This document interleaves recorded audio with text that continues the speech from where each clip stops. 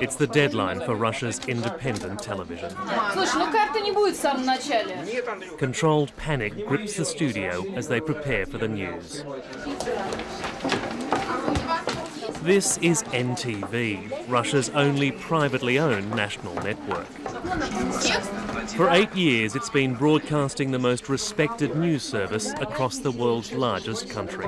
It has enraged the Kremlin by probing government corruption, and it's exposed the full horror of the war in Chechnya. But tonight, it's reporting its own fight for survival.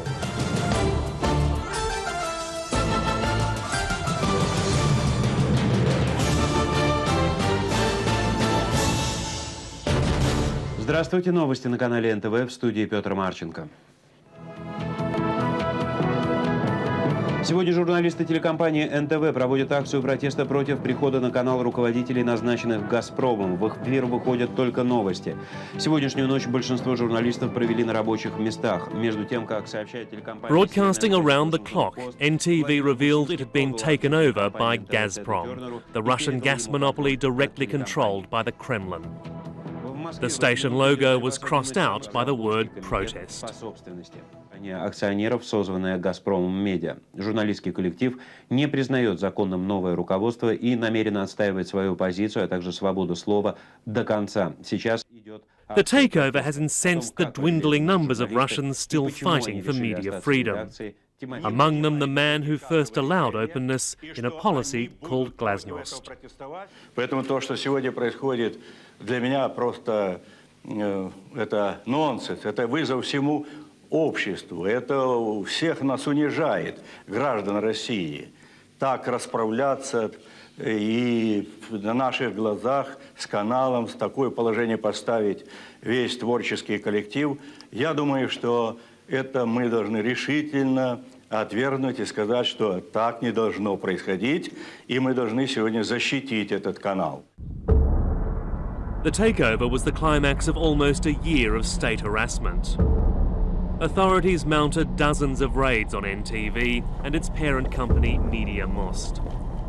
Week after week, masked paramilitaries and civilian investigators stormed in, seizing 1.5 tons of documents and interrogating more than 200 staff. They claimed to be pursuing money owed to Gazprom, but this went far beyond a normal investigation.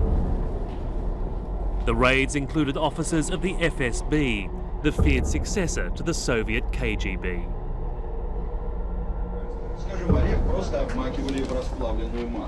To news director Grigory Krychovsky, real life had become like the gangster films NTV screened between bulletins.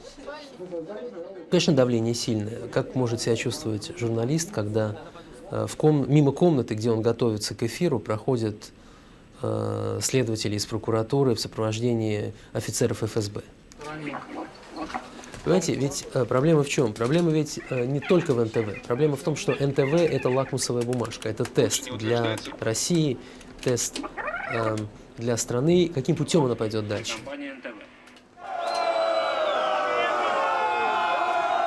NTV was born in 1993 as communists and ultranationalists tried to smash critical media. On the eve of an attempted coup, a mob attacked the TV centre. They were only repelled after a fierce gunfight with police. The communist coup attempt failed, and NTV, a station committed to the new democracy, grew into the country's most successful network.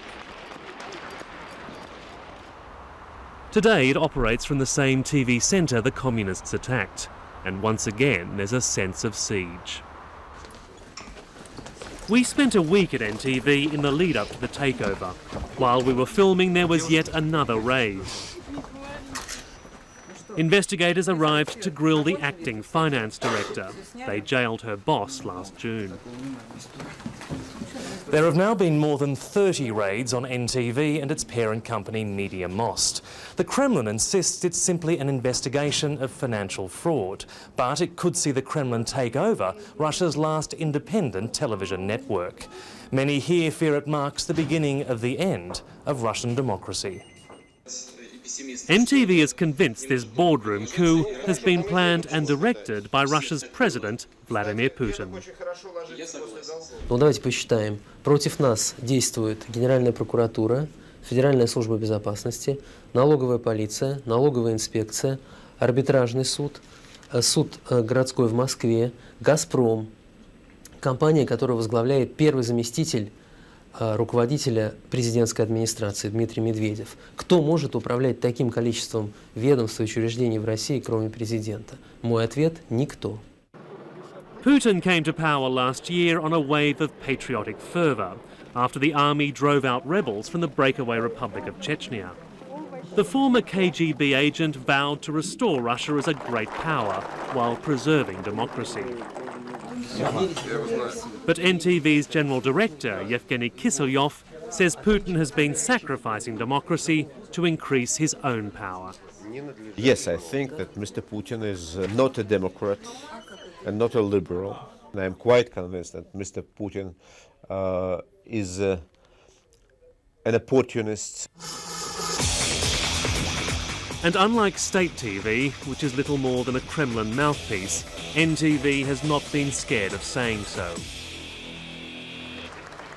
It backed Putin's opponent in last year's elections, and it's continued to criticise the government's failings, from the carnage in Chechnya to the heating crisis in Vladivostok.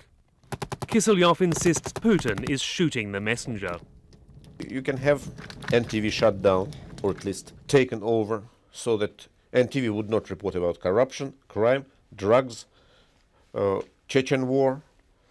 You will have virtual reality, as if everything is okay, everything's fine. Putin already has this virtual reality in Parliament. Last year, his political party trounced the communists in parliamentary elections. Since then, even the communists have fallen in behind him, praising his aim to make Russia a great power. The only real opposition is a small liberal party called Yabloko. Its leader, Grigory Yavlinsky, says Putin has made clear he will put down dissent. The situation in Russia is such there is no need for you to press every newspaper and every television channel and every radio station. It's enough to make a demonstration. It's enough to give the example.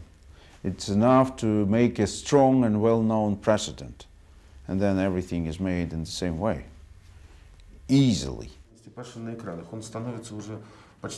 Reporter Oleg Luria is a living demonstration of what can happen. His newspaper, Novaya Gazeta, was founded by a grant from the Gorbachev Foundation to be a beacon of independent reporting. But these days he and his colleagues are working at their peril. For years, Luria doggedly investigated the murky financial deals of senior Kremlin officials. In December, he went on NTV to allege corruption against Putin's chief of staff, Alexander Voloshin. Потому что где была та же налоговая полиция, когда, например, некая компания «Эстакорп», принадлежащая господину Волошину, увела $5,5 миллионов у вкладчиков Чары в Аву. 2 days later, while returning home, he was attacked. 4 men beat him till he lost consciousness, then carved up his face with a knife. То есть ногами, потом швы, куча швов, ушибы, то есть они просто били методично в течение 5-7 минут ногами, вот здесь вот. Today, Luria counts himself lucky. Another reporter from his paper, Igor Dominkov, was recently murdered. Luria believes the Kremlin was giving him a first warning. А я за последние несколько месяцев писал только о 3 людях. 3 человека было. И выступал по телевидению, говоря об их коррупции. Это премьер-министр России господин Касьянов. Это шеф администрации президента господин Волошин и генеральный прокурор России господин Устинов. 3 человека. Они виноваты. Я думаю, что кто-то из этих 3 людей захотел меня наказать. The Kremlin denies any involvement, and it would be impossible to prove. But officials have certainly reacted to what many politicians see as the cruelest criticism of all, ridicule. Владимир Иванович, чуть-чуть подсобите с тележкой. Хорошо. Мы будем ехать. Every week, NTV presents a satirical program called Kukli, meaning puppets. It's been merciless to Putin since he came to power, portraying him as Napoleon, as Mr. Hyde, even as a science fiction monster. And it's been just as biting about his senior officials and their failure to solve the country's problems. Еще проблемы тут со светом и теплом. С чем? С теплом и светом. Какие? Ни тепла, ни света нету. Last year, Putin's chief of staff, Alexander Voloshin, demanded they take the Putin puppet off air. For 1 week, the program complied. The Putin puppet was nowhere to be seen. Instead, he was portrayed as an invisible god, while Voloshin was Moses reading his commandments. Не произноси ложного свидетельства на ближнего своего, кроме как по каналу ОРТ. А про канал ТВЦ он ничего не заповедал? Ну как? Нравится? Как сказать? Конечно, Господи! Им не нравится. Очень нравится. Отличные заповеди, да. Интересная инициатива сверху. И из администрации президента поступила просьба сделать портрет Путина помягче. И вот Путина, которого вы видите сегодня, это 4-й вариант Путина. На наш взгляд, он просто душевный, милый, привлекательный человек. И мы удивляемся, почему он не нравится президенту. Открытый взгляд, голубых глаз. Очень, по-моему, приятное лицо. With as many Russians watching Kukli as voted for Vladimir Putin, NTV has felt confident to continue screening this weekly satire. Уж лучше бы на гобелен показали, а то... But the station does have an Achilles heel, and the state has gone straight for it. It's NTV's owner, Vladimir Gazinsky. Gazinsky is one of Russia's so-called oligarchs, the tycoons who amassed fortunes under Boris Yeltsin buying state assets at rock-bottom prices. All of them made their money in dubious ways, but critics believe Gazinsky has been singled out because of NTV. And he's the only one who's being punished. That's the problem. That is the point. All the oligarchs took state money on this or other way. All oligarchs were the part of a machine which robbed the people. This is absolutely true. But only one of them used that money for something useful, for something which is really means reform. And he made it on a very good level of quality. The raids began after Gazinsky had trouble repaying a $250 million loan from Gazprom. He was charged with fraud and fled to Spain. Kiselyov insists the charges are trumped up. Most of the debts that are attributed to Mr. Gazinsky and his Media Most group are due only later this year, sometimes next year, and sometimes in a number of years from now. But Gazprom saw no reason to wait and began gobbling up his companies the way Russian children stack up dolls. Their first act was to use the debt to take a 46% stake in NTV. Their next claim to the courts was for a further 19%. That would enable them to swallow up the whole media empire, which in turn would mean the whole lot could be swallowed up by the Kremlin. But in talks with NTV journalists, President Putin claimed Gazprom would not interfere with editorial policy. He promised he would personally guarantee their independence. No, I don't believe him at all.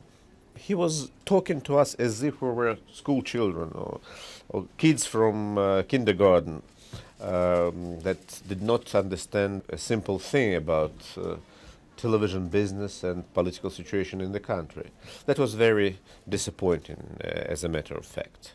He tried to convince us, and most of us are working in the field of political journalism for many years, that Gazprom is independent of the Kremlin, is independent from Russian state. Sometimes in certain matters, yes. But when it comes to realpolitik, the government immediately takes over. NTV has been using its airwaves to fight back. Every Sunday, Kiselyov takes a break from his duties as general director to present Itogi, Russia's leading current affairs program. Almost every program criticizes the raids. И еще на тему о злоупотреблениях высокопоставленных чиновников. Tonight, Kiselyov reminds viewers that the Kremlin gave a $500,000 apartment to the prosecutor investigating NTV. Третьи полагают, что президент, наоборот, намерен и впредь активно использовать Генпрокуратуру как инструмент борьбы со своими критиками и затеял... While the authorities have been quick to act against NTV, they're yet to investigate far more serious claims about Gazprom. A former finance minister, Boris Fyodorov, has accused Gazprom of siphoning hundreds of millions of dollars offshore. It has no money for investment, it doesn't really properly pay taxes, it doesn't pay any serious dividends to investors, the share price is nowhere, and lots of suspicions about basically theft. And on what scale? Well, scale is always billions. Nothing concerning Gazprom is less than $1 billion. And Gazprom is chaired by President Putin's deputy chief of staff. Does it surprise you there's not the sort of major investigation that we're seeing against Media Most with raids by men in masks? Definitely, and I've been talking to quite a few government officials, and I was expressing the same surprise. Many Russians find it surprising too. More than 10,000 turned up to a rally in Red Square to save NTV. The rock music and speeches blared across to the Kremlin just meters from the stage. В истории останется недосужая болтовня и вранье пиарщиков и имиджмейкеров. В истории останется уничтожение свободы слова. Трупы и трупы. Коррупционеры и продажная власть. Вот что останется в истории. But 4 days later, Gazprom teamed up with another minority shareholder and declared itself the new owner. It sacked both Kiselyov and Krychovsky and appointed a new board. They both vowed to stay on, and the staff vowed on air to stay with them. Можно поменять таблички и занять кабинеты руководства НТВ. Но это не означает, что 350 журналистов, редакторов, операторов телекомпании подчинятся их приказам. Kiselyov has no doubt what will happen if the Kremlin asserts control. Then this means that this is the end of democracy and freedom of the press in Russia. Russian media is under attack more than any time since the communist coup. Those still trying to resist have no doubt who is pulling the strings.